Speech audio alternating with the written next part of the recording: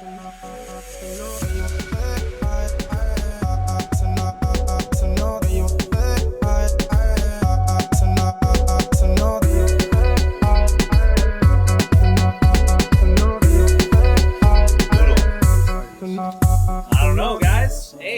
to the Cigar Sesh podcast. This is Cigarosdevic, aka Victor Reyes, and I'm here with DonPagan. Gio Pagan right here. Yep. We're going to bring it to you guys live. We got some smokes, we have some fine wine, and we're going to start this first episode of this podcast and get to you guys straight up. Here it is. Hey, I know some of y'all have seen the live stream. Finally got to do a one-on-one sit-down pod. Yes, sir. Yes, sir. Let's see how it goes out. Boom. All right, bro. So what we're going to smoke right now? Brother brought some Connecticut's. Bro, all right. There's something wrong here, maybe. What is light up? Tell me if they're the same, bro. They're the same cigar, by the way. Something feels different about them.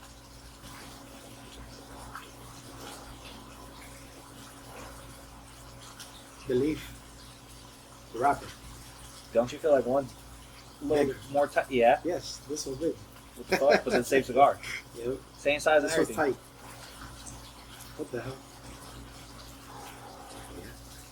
All right, I don't know. Ashton, what's going on, Ashton? So today we're going to be smoking the La Aroma de Cuba. Boom. So you guys can see.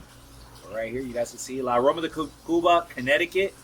This is one of my favorite cigars. It is the afternoon right now, so we're going to be smoking this cigar to start us off. And yeah. To the smoking.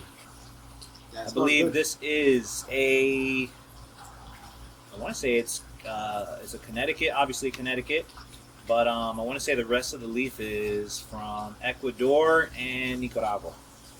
Yeah. All right. So let's get a cut, bro. Cut in the light. Let's get a cut, bro. So what are we doing? Straight cut? Let's do straight cut, bro. Let's do straight You cut. go first. I'm Me first. gonna do something real quick. All right, perfect. Fix something real quick. We go now. So yeah, La Aroma de Cuba. I mean, they're pretty good cigars. All right, so this one, just be careful. These I got from a store that I picked up on the fly. I highly recommend don't go to a vape shop to pick up sticks, but we were in a hurry and I needed to find something, but it's a little wet. Right. Like the leaf, you can tell like when you're gonna cut it, it's very soft. Okay. It's Over humidified. That's the thing. Sometimes those shops, they don't really keep up. That too. The humidity, they just let it run. That's why you want to buy your sticks more like places that concentrate on cigars and shit. But hey, if you don't have a cigar and that's all you got, just pick the best option you can. Humidification is important, bro. Humidification is important. What humidity you got your cigars? This one, when I went in, they had it at 72 supposedly. Well, the temperature was 72, humidity was at 69. Okay.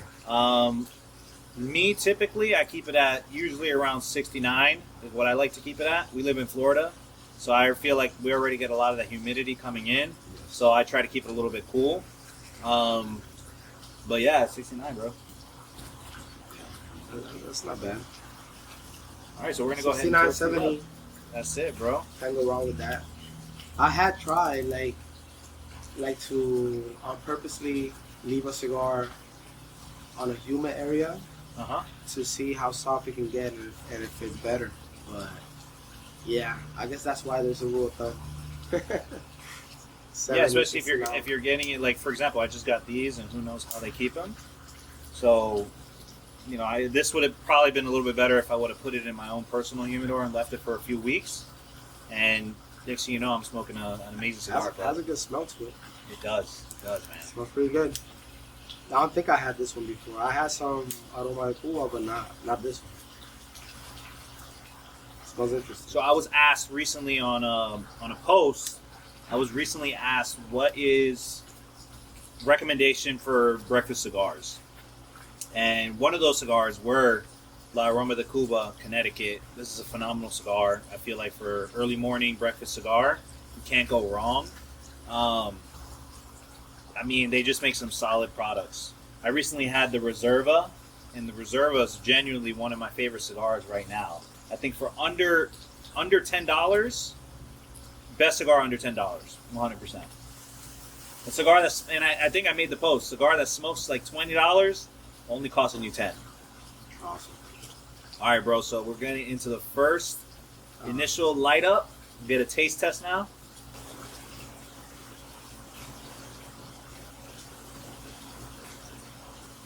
So, I don't know if it's because I was out of the game for like 13 days, but this shit tastes really good. Smooth, creamy. You can Pretty get the smooth. Nicaraguan spice a little bit in there. That's your off. What you mean?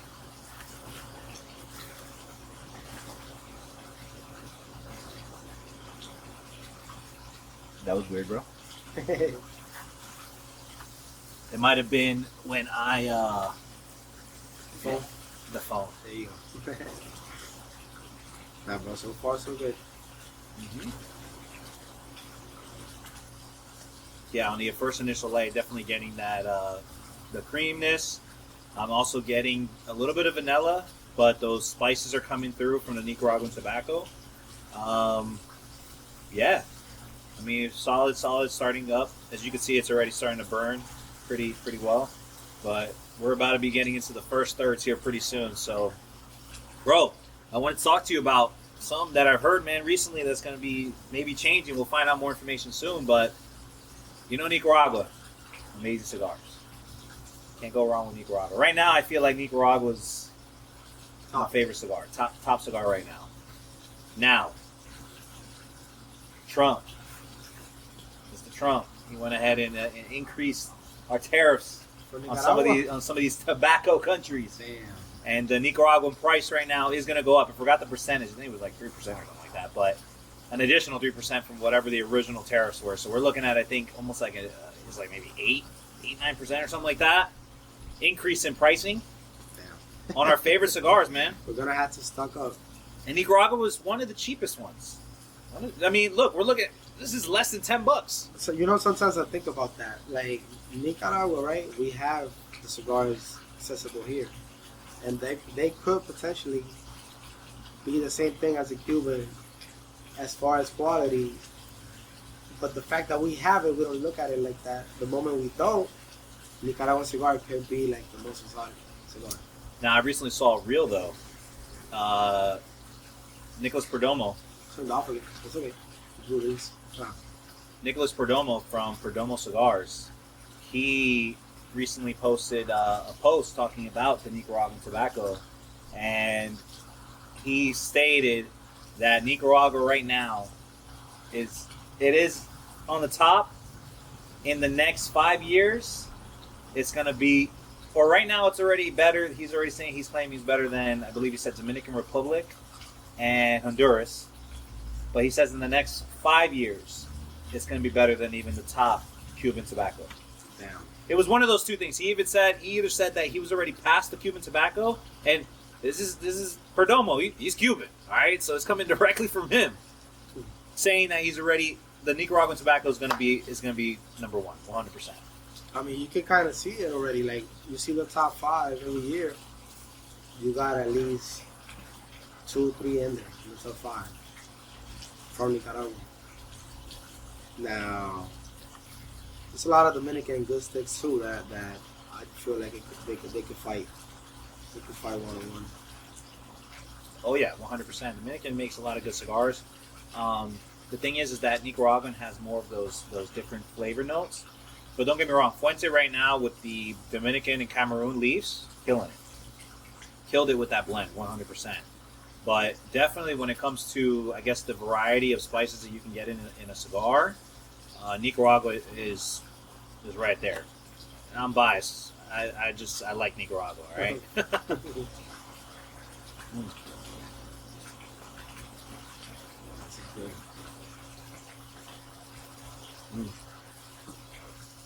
So yeah, bro, what do you think? I mean, right now, like we've been smoking kind of all over the place, genuinely, and I say that, and what I mean by that is we've been trying out so many different cigars.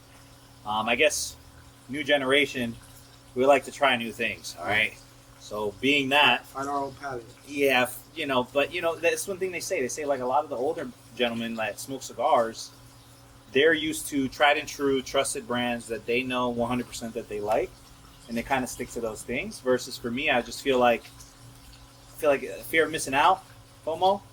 I want to try the different blends that are out there. I want to try something that's new, see what different flavor notes I get. But I get it. Like Angel, for example, he's an Oliva guy. Oliva all the time. I mean, we have to literally get him outside of that bubble. But Oliva is like Angel, boom, done. Oliva V. My father is a Fuente guy, and he likes Davidoff. Those are his two cigars, and he sticks to Davidoff and Fuente. He'll try different things because he's in the market and stuff like that, but typically those are his cigars, his go-tos, bro. But for us, I feel like we have our go-tos from like top cigars, but our safety net. They're all different brands, though. Yep. 100%. Safety net, but we step out of it all the time, trying to find what to take out of the list, what to add to the list. Mm-hmm. But yeah, bro. It's good that we're trying different shit because you could miss out. This is like a work of art. So somebody's crafting it. It's like going to a restaurant. Damn, I just asked it for no reason. It's like going to a restaurant and always ordering the same thing. Like I'll use me as an example. When I was younger, I used to go to Chili's a lot, and I will always get the pasta, the Cajun pasta. That's it. I never tried the burgers, never tried the steak until like years later. Like I kept going up and started like, let me try the rest of the menu. And there's a lot of good shit in there. I mean, I barely go now, to be honest. There's just no Chili's nearby. But yeah, I probably spent like 5 years eating pasta. Damn, bro. Not knowing how good the burgers they have are. Yeah, bro. I mean, fear of missing out, bro. You want to be able to try different stuff, 100%. We're by the train, by the way. We're doing this podcast right in front of the train station. So enjoy the sound. Haines City, OG, the heart of Florida. I was watching a video about Haines City the other day. It's really interesting, man. It's been here for a minute. Yeah. Apparently, during the Second World War, they started making orange concentrate in Haines City, and it was shipped from here all over the states and then all over the world. Like supposedly, the OG place of concentrate orange juice is Haines City. I think not even. Well, I don't see it anymore. But this is maybe a few years back. If you keep going down a little bit, I would say just a little bit past where we are right now on 4.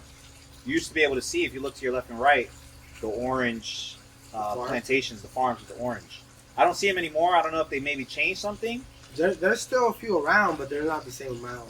Like I feel like they disappeared. I don't know what happened. Like Tropicana, I think used to be right off Haines City on I-4. Crazy. Yeah, it was like right off. Like So as soon as you're the driving on story I-4, makes you look sense. and you see Tropicana, and you can already see like the farms and stuff. That was a while ago. I've been going to Tampa a few times, and I haven't seen it on the highway drive, so I don't know if it's maybe changed, but Okay. that's cool to know, bro. We got freshly squeezed orange juice, man. This is perfect for our old fashions that we make. That's it. I've been making some pretty nasty old fashions, bro. Yeah. Dude, I've been getting pretty good with these old fashions now. Yeah, so we're good. Nice. I've been getting pretty good with these old fashions, man. Most recent one that I did was a apple old fashioned, and I did that with. So what I did was I obviously grabbed orange, put a little bit on the rim. I dipped honey on top of the apple. Damn. I put a torch to it, so it caramelized the sugar on top of the apple. Dip that in there, put a little bit of the bitters in there with a little bit of Suburban, bro. 10 out of 10, 100%, bro. The only thing I was missing, though, and Gio's got it down packed, the smoker, bro. He puts a nice little smoker on top, picks it up, and the smoke comes out. That's the only thing I was missing. But outside of that, 10 out of 10, bro. That's crazy. You know what? I like the fact that one thing that I like about the old fashioned is that I was drinking a lot of straight whiskey, and I love straight whiskey for ice. But sometimes I don't want that. And the fact that we could mix it with something like that have a sweet whiskey, but not a pre-made bottle, I like that. Like I like to mix it. Like you will never, and nothing, no shade, but I've never picked up a flavored whiskey before. I tried it from people's houses and it's good. Like what is it? What's the Jack Daniel that has a flavor? Is it honey? Honey. Yeah, honey Jack Daniels. Pretty good. You know, there's a lot like those. But me personally picking it up, never. I feel like even if you do like standard whiskey and you maybe add your own honey, I feel like it's a little bit better. Like sometimes when you buy it mixed, you know, I look at that sometimes myself. Like I see like Jack Daniels made the Jack and Coke now. So it's like literally all in one and you can buy it in a can. But for me, for some reason, I'm still that type where it's like I'm going to go to the store and I'm like, I'm just going to pick the original whiskey and then I'll get a bottle of Coke if I really want something like that. 100%, bro. But I can't mix them together. Like I just can't. 100%. Or like the Spike Mountain Dews now that they're doing too. Like I'm like, Spike Mountain Dew, it looks good, but I think if I'm going to do it, I'm still going to get my vodka. And worst case, if I want to add a soda in it, I will. But if I don't, I'm fine, you know? Yeah. You see, those drinks like that, for me, it's more of a let's go to the beach drink and bring a cooler already made. So I don't got to deal with that over there. But at home, you got to mix it, bro. For a minute, I was pursuing, like, as a hobby, trying to make different drinks. I learned how to do mojito, margarita, all them different drinks. And after doing that, pre-made drinks were never the same for me. So, yeah, after making a margarita from scratch, it's so hard for me to drink a pre-made margarita. I can drink it. Yeah, same. I can drink it, but same here, bro. not bougie. I like my regular margaritas that I make. But are you a sugar guy or are you a salt guy? Sure. Really? I'm a salt guy. 100%, man. I get my margarita with sugar on the rim. I always do salt in the ring. Maybe that's why my blood pressure is high. Yeah, I gotta calm that down, bro. I gotta calm that down. You like margaritas and drinks like that with cigars, or you strictly stick with whiskey? Love it, bro. I'm gonna be 100% honest with you. I know the tradition is cigars and whiskey, but listen, if you haven't had cigars and tequila, you're missing out. I think cigars and tequila is an amazing mix, bro. Especially if you can get one that's aged, like an añejo or something, bro. Amazing. But typically, I'll go for like a reposado with a cigar. But if I'm doing something light, like if I'm smoking something light, I'm gonna go with a nice, tequila blanco, and just kind of mix that in with something, either lime, or I'll make my own like margarita mix with some type of juice. But I try to pair it well with the cigar. So it just depends on the flavor notes. And again, back to Nicaraguan cigars, those spices go well with tequila. I'm just saying. I gotta try that. I don't think I've smoked with tequila before. What put me on that was actually my brother. My other brother in New York. He came. We went one day to a cigar lounge up there in the Bronx, and he had a bottle of tequila. And I was like, bro, I like whiskey, right? And he's like, nah, bro, tequila, man. I'm like, damn, tequila with the cigar, man? I don't know. He's like, bro, trust. It was a Viva La Vida from Artesano Tobacco. It's kind of like an AJ blend with another group, but very, very high spice notes and all that stuff, bro. Mix that with the tequila. It was a reposado. 10 out of 10, bro. It was amazing. It was amazing. I gotta try that. It's good, but I don't think I can keep smoking dry. I might have to pound that wine over. Just try it out, bro. Now this is a wine I've never tried before. I'm typically a Cabernet Sauvignon or a Sauvignon Blanc. But California Pinot Grigio. That's how you say it? Yeah, Pinot Grigio. I've never had a Pinot Grigio, so this is gonna be a first time for me. I'm excited. It's nice and chilled. Listen, I'm not really a wine drinker, but I just like how it sounds. Pinot Grigio. Sounds fire. Let's see. A little bit. I know, right? Like how they do it. The wine testing. You gotta smell. Like I feel like if you're gonna wine test though, like once you kind of do all that and like, are you really gonna tell them like, nah, different one? Like I might just go there and tell them like different one until I pass out and that's it. You know what I mean? But you see, just like cigars, and I don't know much about it, but I've seen it and I like how it looks. I honestly tried different wines and I cannot find one that I love, so I just occasionally drink it. But I know there's a culture like how we cut light, they air it out, they smell it, all that good stuff. So one day, maybe in video number 100, we'll be there. I like it though. It's pairing well with the cigar. It smells really good. Yeah.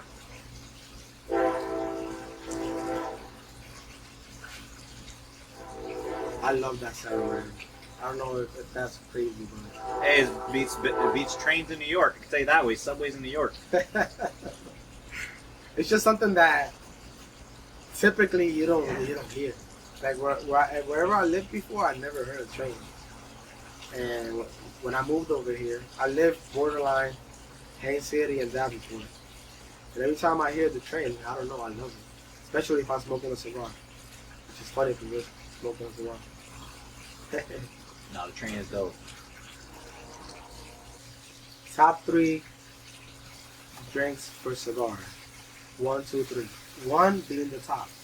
Well, what cigar are we talking about? Just in general, let's just generalize like top 3 go-to drinks like with a cigar. It could be coffee, it could be wine, it could be beer, it could be whiskey, it could be tequila. All of it, give me a top 3. You want me to start with like 3? Joel's top 3. 1 being the best. Okay, 1 being the best. So top 3 right off the bat. 3 would have to be whiskey. 2 would have to be. Okay, let me rephrase. 3 is gonna be beer. I'm gonna be that guy. 3 is gonna be beer. All right. All right. Fair. That's fair. 2 is gonna be tequila. Number 1, it's gonna be the good old brew, good old coffee. There you go. You know, God's nature right there, right? That 100% is my number 1, coffee. What about for you, bro? All right. So, DonPagan's top 3 drinks for cigars. Number 3, it'll be the coffee. It'll be a medium hot coffee, 3 creams, 3 sugars. Dang. Number 2, it will have to be an old fashioned, and number 1, straight whiskey. Okay. Just because it's the one I've done the most. But I don't know. Maybe in a month we can update this list because I want to try some different shit. Like right now we're drinking wine. First time for me with Pinot Grigio.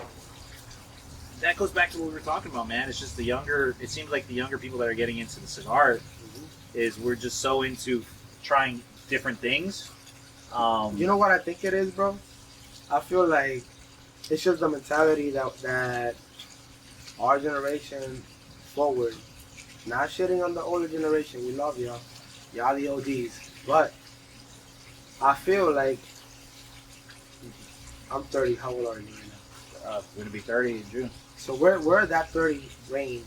Everything after, we're like really adventurous. Like before that, people's mentality was usually follow what you're taught in every aspect, in the personal life, in the business life, in the family life.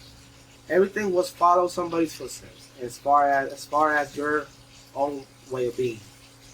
But our generation forward, even the newer generations, we're really like, let me find my own way. Let me smoke what I like. Let me drink what I like. If somebody said, no, you're supposed to smoke that cigar with this drink. Just because that's the tradition, and I love tradition, it doesn't mean we have to do that and that's it. Like, we like to find our own way. Like, I like to find my own taste on everything, man. Shit, I was eating mac and cheese and tuna the other day. My wife said, what the fuck are you eating? You ever had mac and cheese and tuna? No, bro, that's a little wild. I mean, I'm a tuna guy. Like, I literally have a tuna sandwich in my bag right now for, later on today. But tuna fish and mac and cheese, I don't know about that, man. Try it, bro. But obviously, don't put mayo. Just squeeze the water off the tuna and mix it with the mac and cheese. My wife hates it, the smell of it. But yeah, that shit hits hard. That's what's up. And if you have Parmesan cheese, forget it, bro. You have a dish. Mac and cheese, tuna, and Parmesan. Now, we're both kind of in the health kick now, right? I highly recommend if you're going to do that mix and you like it a lot, especially if you're not putting anything extra on the tuna. You're doing cheese, right? You're adding cheese in the mac and cheese. Otherwise, it'll be mac. I mean, I don't know how exactly you could do it, but I'm sure like you could make like, for example, like right now, protein pastas are the ish, right? So they have like high protein macaronis now. So if you wanted to double up on your protein, get some type of like low fat cheese, mix that into a dish, high protein, low carb, moderate fat. I don't know, man. That sounds like a win-win for me. I could have that every single day. Hey, I'm gonna have to give it a try if it's really good. You see, when it comes to dieting, this is gonna be my guru coming up, my coach. Vic is gonna give me. I'm gonna be Vic's guinea pig. Like right now, I'm like, I let myself go physically, and I'm about to go fucking balls in. So whatever this man tells me to do, that's what I'm gonna do. So 6 months from now, I'm gonna clip this little piece. You're gonna see something. Well, tell them you've been going balls in recently with your You've been going balls in recently with the the cold plunges. So tell them a little bit about those cold plunges. All right, so this is like a new venture. Not venture because it's not a business. A new adventure. There you go. So I've been seeing a lot of videos, and everything started with a good friend of mine that came to visit, and he's obsessed with the superhuman protocol. And for those of y'all that like to watch a lot of podcasts and biology stuff, this is Superhuman Protocol by Gary Brecker. And this guy studies the human body. Like, his job was to work for an insurance to estimate people's lifespan. Yep. To see how much the insurance is going to be. So you already know, it's a person that knows what he's talking about. And he came up with this protocol for longevity. That's how you say it? Longevity, yeah. Longevity. So his goal before was to estimate a lifespan of a person for a company insurance. His goal now is to teach the common Joes how to make your life longer. And how to make your life longer, there's a lot of things that go to it, from nutrition and workout and all that. But he recommends certain things that are very interesting, like the cold plunging. They're more famous now, but he's been talking about this for about more than 5 years. So he's been in front of it. I know sports have always done it, but for the common people, cold plunges, infrared light, hydrogen water, and there's a lot more. There's even something like a bed that you can lay on for your electrolytes, like your energy and stuff, like some weird shit.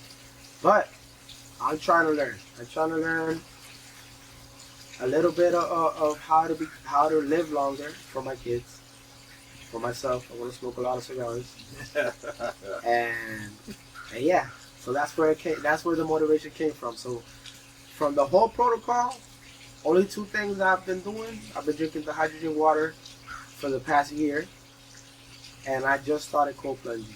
So cold plunging is dipping on cold ass water. I'm sure you have a better explanation for that, like better breakdown. But for me, it's cold ass water. Yeah, so personally, me, I've never tried cold plunging 100%. Like, I've never just dipped myself into ice water before. I am going to try it, though. I'm going to try it. You know, if Gio's doing it, DonPagan, he's doing it, we're going to try it. We're going to try it, right? But I can tell you 100% that I have gone into very, very cold beach water. I've also gone into cold showers, and I've done cold showers in the past, too. And the heightened sense of alertness that you get from cold showers or getting that shock definitely changes everything. I would say back when I was doing those, honestly, I would have to say, bro, that was probably when I was at my most sharp, when I was in my most fitness, like in the height of my fitness goals and everything, just because I was go. And we're talking about, this is dipping in that water first thing in the morning. Like, this wasn't anything like later in the day or something like that. No, this was first thing in the morning, wake up, take a cold shower, or go straight to the beach, And I live very close to the beach, so straight to the beach, boom, and dump myself inside of that water after I did a quick little jog. So, again, oh, it is? So, again, one of those things, I can tell you right now, mental sharpness, alertness, readiness for the day. That's kind of like the psychological stuff that goes on when you're doing a cold plunge.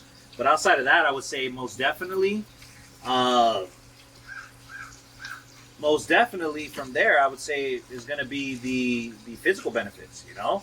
Your recovery that you're getting from that workout or from that cold plunge. I mean, it just resets your central nervous system each time you do it. That's why even people in the north, they don't necessarily do cold plunge, but they see a pile of snow, they're going to just throw their whole body with nothing on into that pile of snow, and it's just going to shock your system and speed up that recovery process. This is the Cigar Sesh podcast. I hope everyone's doing fantastic. Again, just to kind of recap, we went over a lot of different topics. We went over cigars, health, wealth, and we're going to continue that train. The only difference in this podcast that we're going to experience right now is we got some new smokes. Boom. With Puerto Rican Puro. Puerto Rican Puro, guys. This one's from Finca Neo Ibairo. And this cigar is called the Mami Posteo. Mamposteado. Mamposteado. We're close. Mamposteado. It's Mampoteado. like arroz mamposteado. It's There we like go. rice mixed with veggies and beans and all that good stuff. You guys can see off in this design. You got a little bit of some rice and beans with some of the veggies. Right Yes, sir. It's looking real good. Yo, so Finca, we're gonna be smoking it. Let's see. What do you recommend, bro? What do you think we should do on this one? Straight cut, V cut, punch? I almost feel like the V cut. Do it. Yeah, V cut should be fun. Let me get the cut. So this one is the Robusto size, and this is the first time trying a Puerto Rican Puro. I've never had a Puerto Rican cigar, and I'm very curious to see how this cigar is going to taste, what type of flavor notes I get. But we're talking filler, binder, and wrappers, all from Puerto Rico. I believe the finca is out in Rio Grande, PR, and they have amazing facility that I see. They have literally an Airbnb where you can stay, do a full tour, experience the whole thing, do hands-on hand rolling, and see their entire process. So yeah, if you're ever in Puerto Rico, definitely check out Finca Neo Jíbaro in Rio Grande, Puerto Rico. All right, so yeah, like we were saying before, we've been smoking all over the place. We've been trying all different country leaves, different cigars. We're gonna go ahead and try the good old Puerto Rican cigar. Yes, sir. Yes, sir. Now, I did had it once. I don't remember what it tastes like because it was the airport. But yeah, first Puerto Rican Puro. First Puerto Rican Puro, bro. Let me get a little shot of this. And the shipping was pretty quick. Like, it only took like 3 to 4 days to get here, all the way from Puerto Rico to Orlando. So shout out.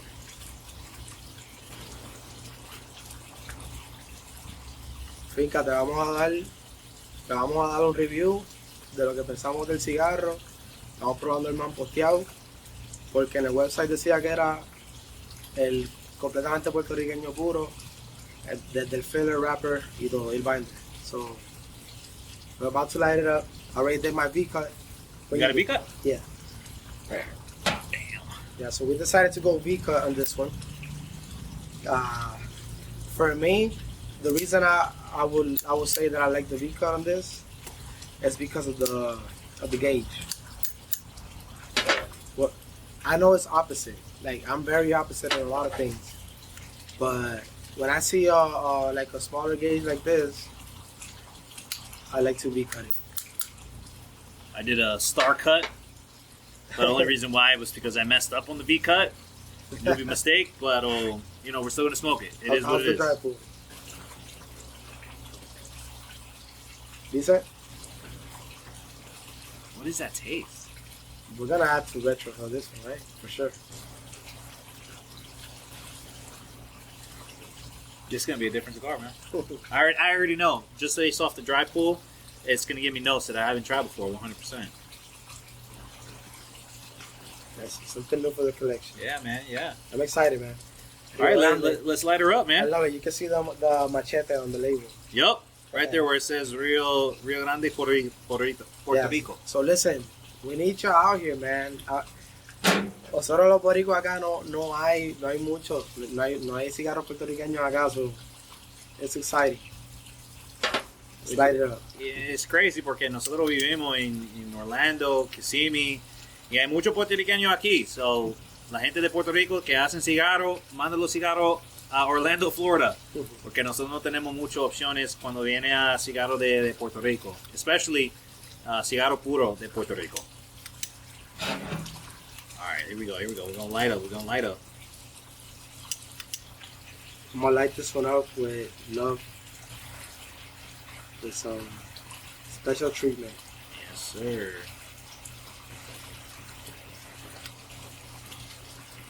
As I light it up, I'm hearing the song in my head. Puerto Rico, es traíla de... Damn. Nice Fire. wet ash on the burn. Huele bueno, huele bueno.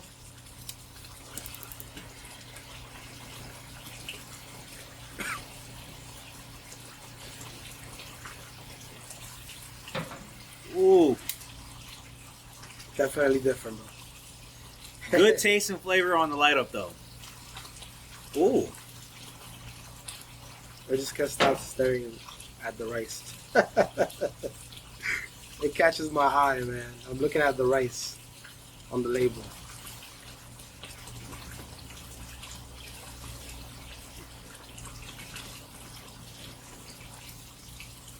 pepper.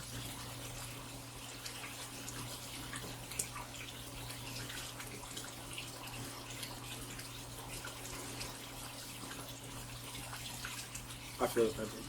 A little bit of like a vegetable. I can't even remember. Like it's like a vegetable taste to it, but on the retro hill. I'm surprised on the packing. Like, for a second, it looked like it was gonna be a really light pull, but it's not. This is gonna sound weird, but do you know? I don't know if you've ever been. Have you ever been to a supermarket, a fresh supermarket in Puerto Rico? Yeah. And you walk in, you go to the produce section. That smell on the inhale on the retro hill, and in that holding that smoke up in that palate, I'm getting nothing but like fresh vegetables. Like when you go into one of those stores. For those that haven't gone to, I don't even know what you would call it. I know in New York they got a bunch of them right there in the Bronx. When you walk in, you go to the vegetables, you get that aroma, that flavor. Bro, that's what I'm getting from this right here. That's fine. It's a good smoke. Even the smell of the smoke. Yeah. The smell of the smoke is different, bro. For sure, 100%. And when I say different, it's something that I haven't smoked before, you know? This is all new for me. Definitely different from what we smoke on the regular. You remember, we're coming from, right now, we just had a Nicaraguan cigar. So a lot of those spice notes. This one gave me a little bit of pepper on the initial startup, but now as we're coming into the first third, I'm not getting that pepper no more. What's it giving you now? Like an earth note? A little bit of some cacao notes, and a little bit of cedar. And that's so far what I'm picking up right now. I'm not going to say earthy notes yet, because I'm not picking up anything earthy yet. I'm trying to find the word to explain like what it's tasting to me. Like the smoke is very clean smoke. It's not like a dirty smoke. It's very it's coming in clean. it's ashing good. It's ashing good. I just like the pull. I'm really happy with it, with how it feels.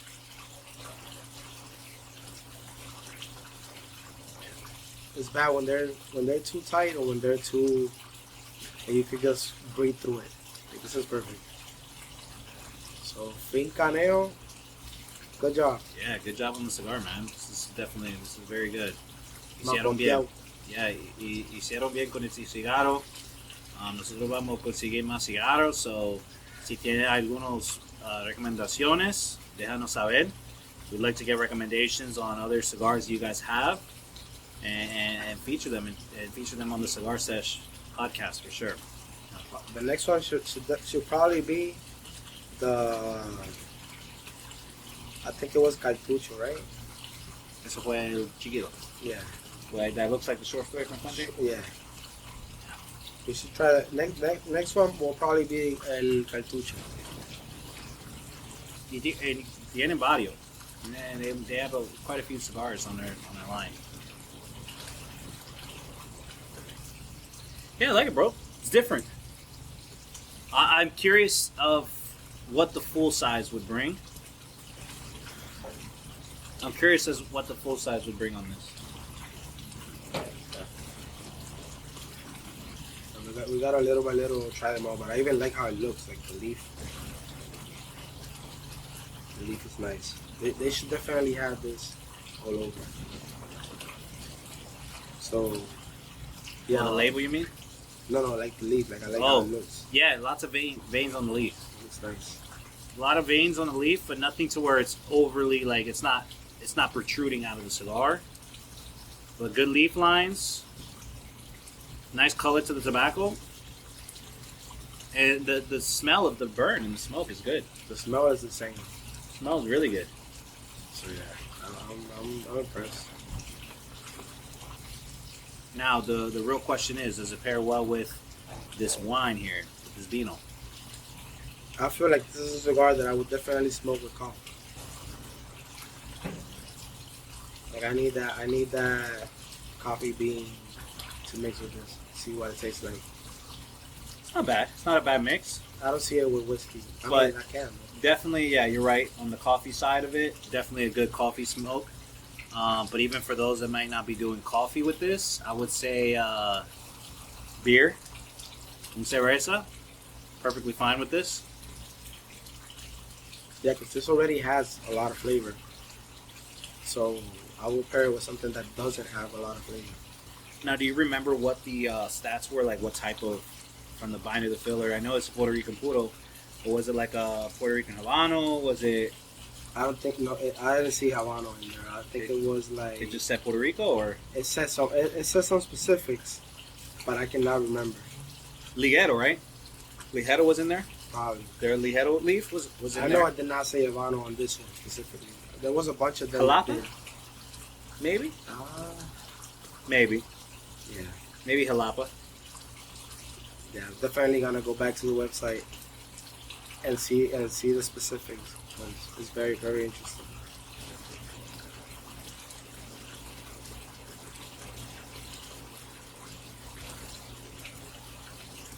And I gotta keep one of these on the humidor for sure. Because we both, right now, we own and operate businesses.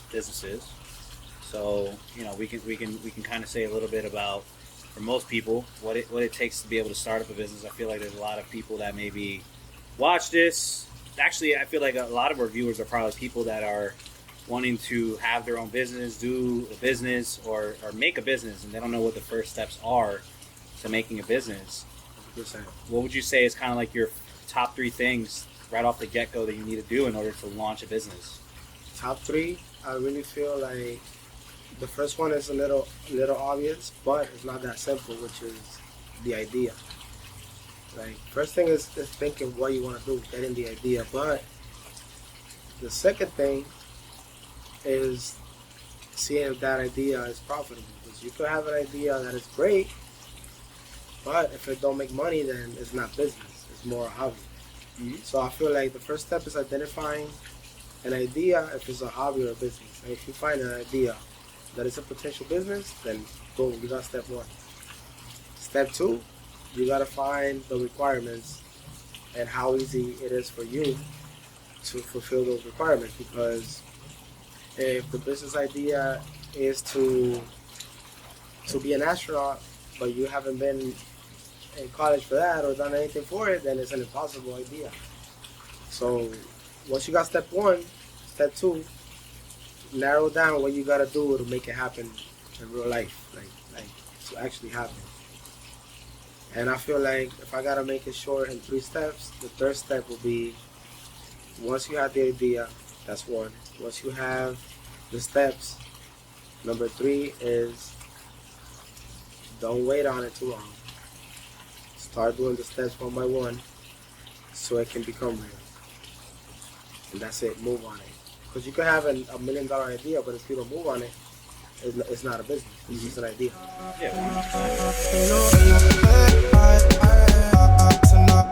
To know